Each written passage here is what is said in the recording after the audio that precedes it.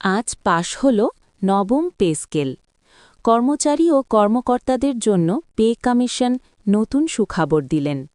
এছাড়াও ১৩ গ্রেডে পূর্ণাঙ্গ তালিকা প্রকাশ করা হয়েছে। ভিডিওটি শুরু করার পূর্বে চ্যানেলটি সাবস্ক্রাইব করুন। আজ পে কমিশনের একজন ঊর্ধ্বতন কর্মকর্তা নাম অপ্রকাশিত রাখা শর্তে সরকারি চাকরিজীবীদের বেতন বৃদ্ধির সকল বিষয়বস্তু গণমাধ্যমে তুলে ধরেন। তিনি বলেন, সরকারি চাকরিজীবীদের বেতন বৃদ্ধি করতে হলে অবশ্যই দেশের অর্থনৈতিক অবস্থানগুলো লক্ষ্য করা প্রয়োজন।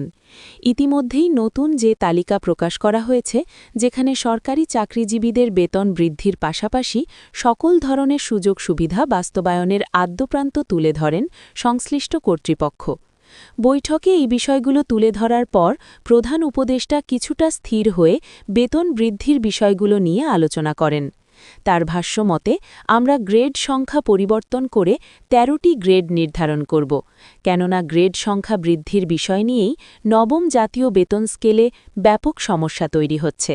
২০১৫ সালের অষ্টম বেতন স্কেলে ২০ গ্রেড বহাল থাকায় কর্মচারীরা অত্যন্ত বৈষম্যের শিকার হয়েছেন। তাই এবার যাতে কোনো ধরনের বৈষম্য তৈরি না হয়, সেই দিকগুলো যথেষ্ট মনোযোগ সহকারে পর্যালোচনা করছেন কর্তৃপক্ষ।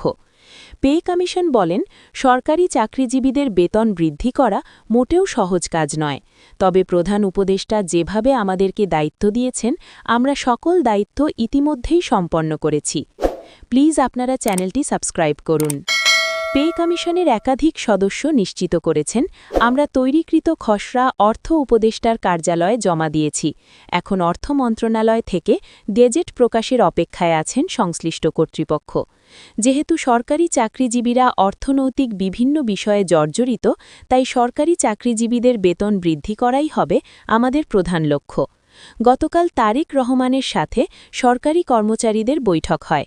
সেখানে কিভাবে বেতন বৃদ্ধি করলে সরকারি চাকরিজীবীরা আর্থিকভাবে লাভবান হবেন, এই বিষয়গুলো ধারাবাহিকভাবে তুলে ধরেন বিএনপির ভারপ্রাপ্ত চেয়ারম্যান তারেক রহমান।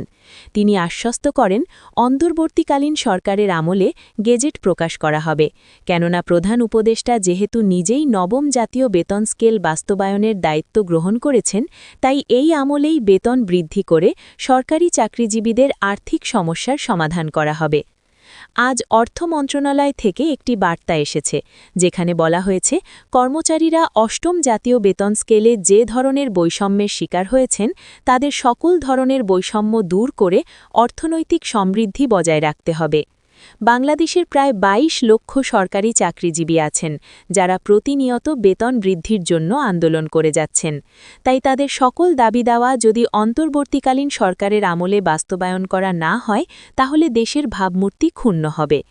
একই সঙ্গে প্রধান উপদেষ্টা পে কমিশন গঠন করায় তার ওপরে নবম বেতন স্কেলের পুরোপুরি দায়িত্ব পড়েছে।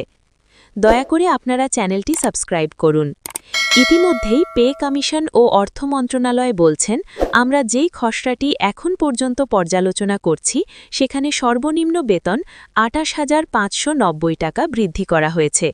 পূর্বের ৮,২৫০ টাকা থেকে সরাসরি বাতিল করে ২৮,৫৯০ টাকা বৃদ্ধি করায় সরকারি চাকরিজীবীরা অর্থনৈতিকভাবে স্বাবলম্বী হবেন। সংশ্লিষ্ট মহলের একাধিক সূত্র এই বিষয়গুলো নিশ্চিত করার পর সরকারি চাকরিজীবীদের মাঝে আশা ফিরে এসেছে। পে কমিশন ও অর্থ মন্ত্রণালয় বলেন, আমরা বেতন বৃদ্ধি করতে বিভিন্ন ধরনের সিদ্ধান্ত নিয়েছি। ২০১৫ সালের অষ্টম বেতন স্কেল পুরোপুরি বাতিল করে নতুন আঙ্গিকায় বেতন সাজিয়ে তুলতে বেশ কিছু সমস্যা লক্ষ্য করা গিয়েছে। তবে আমরা পুরোপুরি সফলতার দ্বারপ্রান্তে পৌঁছেছি। যেহেতু প্রধান উপদেষ্টা গেজেট পর্যালোচনা করছেন, তাই আশা করা যাচ্ছে আগামী সপ্তাহে নতুন একটি গেজেট প্রকাশ করা হবে।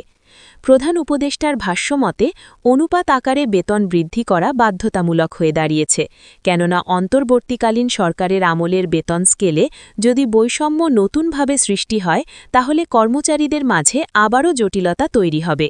এছাড়াও তারা পরবর্তীতে আন্দোলনে নামতে পারেন। তাই সেই দিকগুলো বিবেচনায় নিয়ে সরকারি চাকরিজীবীদের বেতন বৃদ্ধির লক্ষ্যে নতুন একটি সিদ্ধান্ত গ্রহণ করেছেন পে কমিশন।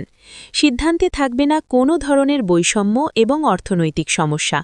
ইতিমধ্যে যে ডেডলাইন প্রকাশ করা হয়েছে সেখানে আগামী 1 সপ্তাহের কথা উল্লেখ করা হয়। কথার আগামী 15 তারিখের মধ্যে সরকারি চাকরিজীবীরা নবম বেতনের গেজেট হাতে পাবেন।